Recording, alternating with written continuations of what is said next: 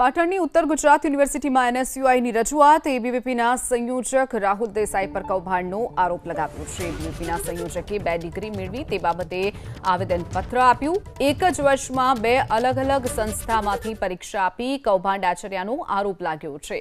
March 2023માં BA semester 6 ની પરીક્ષા પાટણની કોલેજમાં આપી હતી તેવો આરોપ એનએસયુઆઈએ લગાવ્યો છે, જ્યારે ઓગસ્ટ 2023માં સેનેટરી ઇન્સ્પેક્ટરની પરીક્ષા રાધનપુરની કોલેજમાંથી આપી હોવાનો પણ આરોપ લગાવ્યો છે।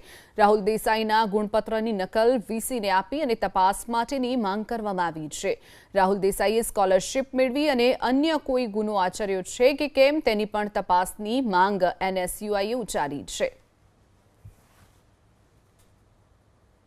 આજરોજ એનએસયુઆઈના વિદ્યાર્થી નેતાઓ દ્વારા એક આવેદનપત્ર આપવામાં આવેલું છે। કોઈ એક વિદ્યાર્થી છે જેણે એક જ વર્ષની અંદર 2 ડિગ્રી લીધેલી છે, બીએ સેમેસ્ટર 6 અને એમએની, અને એમએની સાથે એણે ડિપ્લોમા હેલ્થનો પણ ડિગ્રી લીધેલી છે, અને એમનું એબીસીમાં 2 જગ્યાએ રજિસ્ટ્રેશન થયેલું છે। એમના બાબતે એમની રજૂઆત છે। અમે આના માટે યોગ્ય તપાસ કરાવીશું।